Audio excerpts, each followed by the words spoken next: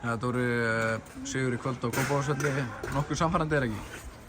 Jú, það þykir mér. Mér finnst bara frábær leikur af okkar hálfu og svona kannski, þú veist, það er mjög kraftmikil byrjun eins og við byrja mikið á okkar leikjum og það munar auðvitað heilmiklum að ná að skora mörk og það breytir öllu og það breytir auðvitað dýnamíkin í leiknum líka og það gerði mikið fyrir okkur og mér finnst bara frábær stórkostlegir í fyrri hálfleikurinn og megna af seinni og svo þurftum við aðeins að fara neðar og þeir þrýstu okkur neðar undir lokinn og þá vörðumst við vel, þannig að það er virkilega góður leikur hjá liðinu.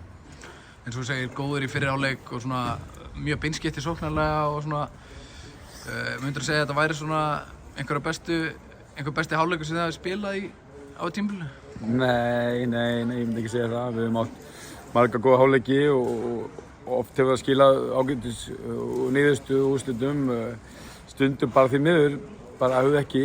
Allt oft náða að nýta yfirburðina til að komast yfir og skora mörk, en við höfum átt marga góða hálfleiki og það var svona ekki ósvipað byrjun hefur verið í mörgum á okkar leikjum, en virkilega góður leikur og bara svona, þú veist, grunn svona prinsipin okkar fengu að skína þetta í gegn varnar og sóknarlega.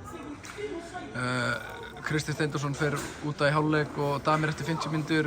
Er eitthvað svona ástæði fyrir þessu eða bara góður hópur? Nei, bara stífleiki á báðum og þú veist, við erum að fara inn í landsleikina núna og kannski bara útfara að taka einhverja sensa og að missa menni út í lengri tíma, en ég vona við náðum báðum út nægilega snemma til að þeir verði ekki lengi frá. Það var nú bara það já, en einmitt hópurinn breiður og góður og þeir sem kom inn bara gerðu það virkilega vel. Eins og segir, landsleikjahlé á döfinni, svona hvernig leggst það í þig?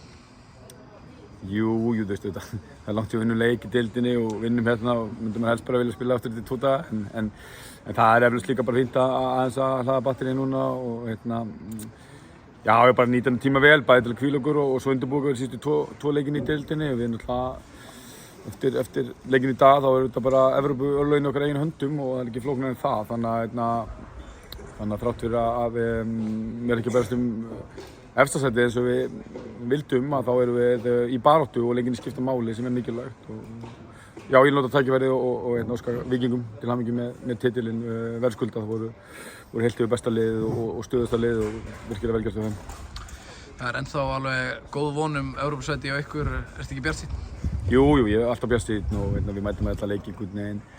Bara, þú veist, orkumiklir og ætlum okkur að vinna þá og ég held svona andlega að gefa mönnum mikið að klára leikin í dag og við sjálfsögðu bjartsýnir og bara 2 spennandi leikir framöndan á móti virkilega góðum andstæðingum, en jú, við erum bjartsýnir. Takk fyrir.